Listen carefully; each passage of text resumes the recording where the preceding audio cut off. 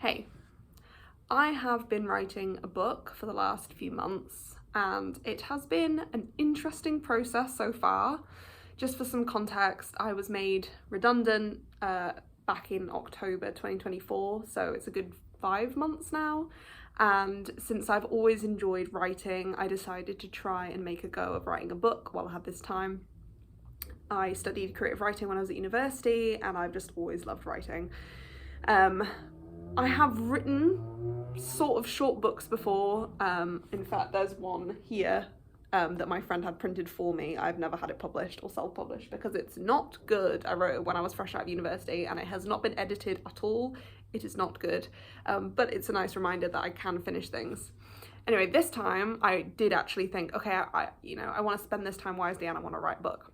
It's quite hard.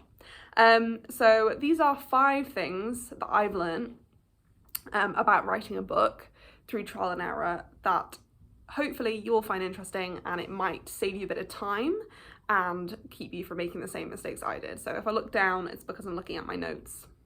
Okay, number 1, and younger me, I hope you're listening, there is no perfect way to write a book. We're all totally different as writers. And if you've ever looked for motivation or help online or from other people, other writers, about how to write, how to go about writing a book, there is so much advice out there. The thing is, that I've only just realized, is only you can write a book how you will write a book. You can follow good advice about plotting and structure and like all these kind of things. And, through iterations of millennia of humans writing long form content, we've got some good ideas of how it can be done, but the truth is that experience that you're going to go through of how you do it, the process you will do organically, is going to be totally unique to you. As a little example, I recently did a writing course with a published author, and he spoke about 2 approaches that people will take when writing a book often. And it's either doing the plot first, so structuring everything and knowing what the plot is going to be, or just kind of diving in with an idea and figuring things out as you go. As he explained, neither one is perfect. So if you're focusing on doing all of the plot first, that sounds great. But the problem is, if you're stopping yourself from writing and you're just trying to figure out the plot, you might end up, when you finally come to sit down and write it, not feeling particularly inspired by the idea anymore, because you've done all this work and you've prevented yourself from actually getting stuck in. And now you're like, I don't really care anymore. I figured it all out. If you go down there, I'm just going to jump right in without plotting at all, you're going to find a massive amount of problems, because you're going to not know which direction you're heading in. You're going to be writing things and just not being at all sure where that's going to go. So when he explained this on the course, I realized I am a chronic diver in. I despise writing plot. I was terrible at coming up with plots. I'm a lot more of a energy, vibey, atmosphere-y kind of writer generally. Even though I love plot in other things other people create, coming up with plot, I'm always like, I would just rather set the tone, set the vibe, and I think very visually, so I'll have an idea of a scene in my head and then I just want to write it down and be all immersive. But as I found out through years and years of never starting with the plot and always diving in and then just writing stuff, endless reels of scenes with maybe the characters in common and a vague idea but no real connection, the agony of then trying to figure out where the heck I'm going with it is stupid. But as he explained to me, trying to only do plot up front also isn't helpful, because you need that little bit of spark of inspiration to get you going. So basically, lesson number 1 is, there's no perfect way to do it. You've got to find out what works for you. And it's messy as hell, okay? Unless you're a seasoned writer who, you've gotten to the point where you can churn out a couple of thriller books a year. It's formulaic at this point, and you're a practiced career author. Okay, maybe it's easy for you. You have your process sorted out. If you're just starting out and you're trying to write a book, it's messy. You don't know what the right process is, and you won't know. It might be different per book as well. So basically, get stuck in. Okay. Lesson number 2 is you will get discouraged and you will get sick of what you're writing. I don't know about you, but a book is taking me a long time to write, okay?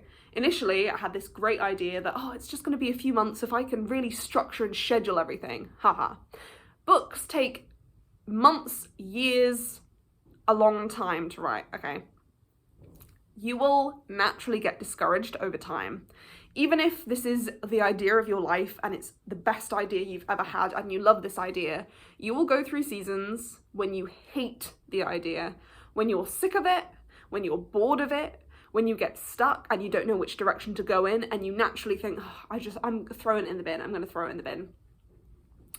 You will also, if you're anything like me, get your head turned every week by a new idea and think, actually, I've read something else, I love the way they do that, I have this idea now. And you just want to throw that story away because it feels like a chain around your neck, holding you back. And it's just taking so long, and you've been patient, and it just doesn't feel like your thing anymore. It doesn't speak to you anymore. Whatever the reasons are, you're going to get discouraged, and you're going to react to that, if you're anything like me, by thinking, actually, this isn't the idea I want to do. I do this all the time. I skip around ideas constantly. And the result of that is I don't get very far with them.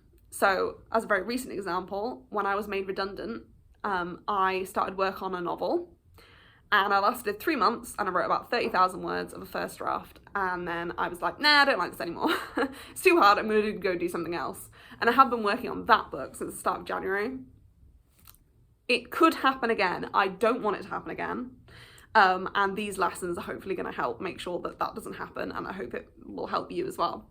So, as an antidote to this problem of discouragement, there are lots of things I could suggest, but I'm going to recommend one thing that I've recently discovered, which is that you should record voice notes to yourself. I have a friend who's also a creative. He creates YouTube videos, and we've written together in the past. And we will record voice notes to and fro when we can't call each other. And it's a great way just to dump, it's like a mini podcast for your friend where you dump about like what's going on in your life, and you can get introspective, and then your friend can reply. I've actually found these are immensely helpful for myself as a record of where my headspace was at a certain point in time. So when I'm feeling down, I can go back and listen to voice notes I've recorded to him. You can do it for a friend if you've got a writing partner, someone who holds you accountable. That's a great person to do that for. But equally, if you've got an app on your phone where you can record things, just record a voice memo for yourself. When I'm feeling down, I can go back and listen to times when I recorded myself talking about how excited I was about the idea, how like keen and how keen I am to just get stuck in, and how much of a great idea I think it is. And just hearing myself say these things and be in a positive mindset and explain why I like the idea, why I think it's a good idea, is so great. Because I don't know about you, but I'm very bad at receiving comfort from other people. So someone will try to reassure me of something and say, no, it is a good idea and you should keep going with it and you are good at this. My brain finds answers to all of those things saying why they're not true. And I found actually hearing things come from my own mouth, because I must have thought those things, I wasn't lying. In fact, I remember when I thought those things and when I said them. That really helps with thinking, actually, no, maybe I'm not crazy. Maybe this is just a temporary blip, and I have felt excited for the story. And you know what? It is a good idea. I should get back on it. Okay, lesson number 3. This is a huge one. You are not your book. I know, that's quite a controversial one. I have learnt distance from your project is very healthy. Okay, so you might think, well, I love this idea. This is a really deep personal idea for me. There's so much of me caught up in this novel. We all read books, and we know a huge part of somebody's soul has gone into it, and it means so much to them. It could be based on things they went through. I understand all of that, and I'm not saying you should take yourself out of your work. A book is a very personal piece of art. What I'm saying is having some distance between who you think you are as a person and the specific book project that you're working on is going to be great for your mental health in the long run, and it's going to help you stick with the book. Okay, let me give you an example of what it looks like when you do this wrong, which has been me my whole life so far. When I get to a point writing a book or working on a long-term project and I think, oh, this is terrible, that is code for I am terrible. When I'm struggling with a page or a chapter and I think, oh, this is so bad, like the story's just like not going well, the characters are so cliche, everything is awful, that is code for I am an awful writer and I have never been good. When I'm struggling in general with a book and I have a bad moment with it where I'm just like, oh, I can't stand this idea anymore, what that means, when I was attaching myself to this concept of the book and my ego was intertwined with the book like this, it just meant, you're no good, your art is no good, you should stop being a writer, full stop, just like stop. So when I wasn't writing the book, I was like, oh, I can't do anything, I'm just not creative at all and I'm bad at it and I should stop. So when you are struggling, it's gonna put you off writing in general. If you're so close to something that you're like, oh, this book is me, this creativity is me, okay? Of course, when it's going well, you're gonna think, oh, this is so fantastic, I have meaning in my life, I'm so fulfilled. A book is a project, it is not you, okay? A book is a human format for literature and creativity that we have created, okay? It's not a real thing, okay, a book, we have many books here, but it's a construct, okay? Creativity is what infuses your life and flows through you. A book is just a finished format of one element of a creative trajectory, okay? It's this whole big monster writing a book. It's this whole specific thing, and it is not you. The success of it, the quality of it, it's not gonna tell you everything you need to know about who you are as a person and who you are as a writer. As soon as you can separate yourself and just like leave it the tiniest bit of distance, it's gonna make you feel better about yourself and your art, and it's also gonna make the writing of the process so much easier. Because as soon as you start that cycle of thinking, this is bad, what I'm writing is bad, you think, I'm a bad writer, and what I write is bad, and the cycle continues, and you just stop. Okay, lesson number 4 is kind of tied to lesson number 3, but it is that because you're not your book, you are a creative all around, you should pursue other creative outlets while you're writing your book. And I think it's really healthy to do that. I've chronically been the kind of person that when I'm working on one thing, I will have loads of ideas, but then I will make myself focus on just one thing. And it may have been time constraints in the past when I was working full time, or you just think, no, because I want to get something done, I'm going to put all of my time and energy creatively into this one thing. And so I have to shut out all the other ideas. They're going to turn my head. I've experienced it, you know, I've had ideas and I thought, no, I need to shut them down because otherwise I'm not going to be able to focus on this one thing. I thought the problem was I was having too many ideas. The problem is that I thought I could only work on one thing at a time. That's the problem. Because if you're trying to make yourself write a book, and you're struggling at that moment with it and you're kind of hating what you're writing, or if you're having other ideas for different stories or just creativity in general, but you're telling yourself, no, you have to work on this book, you have to put all of your creative energy into this one thing, that is a surefire disaster to not want to do it anymore. You're going to hate it, you're going to resent it, and you're going to say, I want to do this other thing, and I know this other thing is a much better idea, it's going to make me happy, it's going to be the right thing to do, I'm going to throw this in the bin. The solution is to embrace all aspects of your creativity. Now, I know everybody's going to have a different level of time constraints, and I know what it's like to work a full-time job and have no mental space for writing whatsoever, so I'm speaking from a position of I've taken a bit of time. Creativity has flowed a lot more than it ever had before. Pursue these things. Make sure you're doing the work on the book as the bare minimum of a word count every day, or I'm setting myself the goal of every weekday I'm spending 1 hour writing. So it doesn't matter the word count, I'm just spending 1 hour stuck to that screen, and I've got my plot, and so I'm writing like a chapter at a time, or just whatever I can manage in that hour, doesn't matter if it's good or bad. And then the treat is I'm going to go and pursue another creative outlet. So once I've done the hard work, once I've done the thing, and I'm not feeling motivated by the book, but I know I can do it so that I can get to the other thing that I want to do that might be more fun.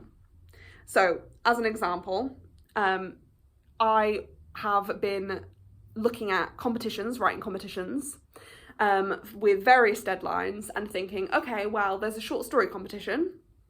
that I really love the look of and I'm really excited by, and I really want to work on that. But rather than discard my novel entirely, I'm going to make sure I do my hour a day, and then when I have another bit of time in the afternoon or at the weekends, I'm going to work on this short story idea that I think, oh, I'm so passionate about this idea right now. And because the deadline is in a month or so, I have a bit of time to finish it, but I know that once that's done, I can wrap that up and I can move on to something else. Another thing, which might not be you just want to pursue some creative writing projects, is pursue creative forms that are not writing. If you're a writer, you might have this same feeling I do, which is writing is like my personality. It's who I am. There's so much tangled up with that. That is good and that is toxic. Other creative avenues do not have that toxicity. They don't have that weird relationship that's super strained and is integral to who I am as a person. For instance, I love to draw, and I have no hang-ups about drawing whatsoever. Contrasted to my partner, who is an artist, he struggles immensely with creating art. But for him, writing is easy. He just sits down, types something out, he's having fun, he's having a great time, right? So the things that we don't position as like, this is who I am, those are often the creative outlets that can just feel so much more of a breath of fresh air, and we're not going to have this big responsibility or pressure around them. So pursue some art, maybe music. Cooking is a great way of being creative, gardening. Other outlets that are adjacent to, these things will nurture your writing. They're not going to take away from it or detract it. Okay, finally, lesson number 5, and this is the most important one. Please, younger me, please learn this. The time will pass anyway, so just write.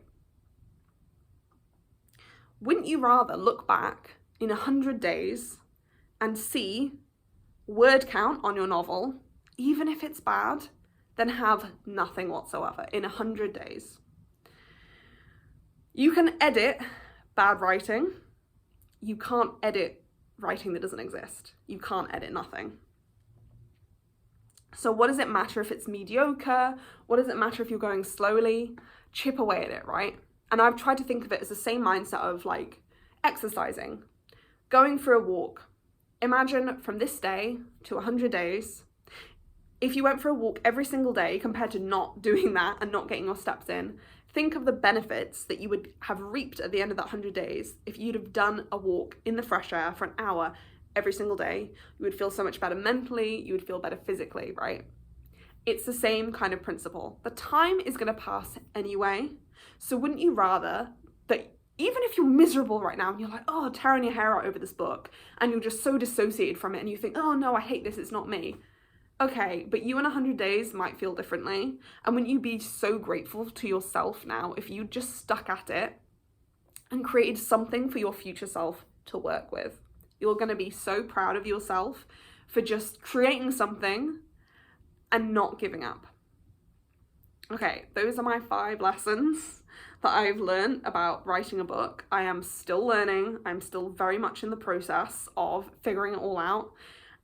These are 5 lessons that I've learned through a lot of sweat and tears, and I would love to learn anything else from the YouTube writing community. If you have a lesson to share, please share it down below in the comments, or if you resonate with any of these things, let me know too, because that makes me feel like I'm not alone and I'm actually helping by, spewing all of my random ideas that I've come up with on the internet. So please like this video. This is a very cringy YouTubey thing to say, but like this video and feel free to share it with a fellow writer who might also be struggling.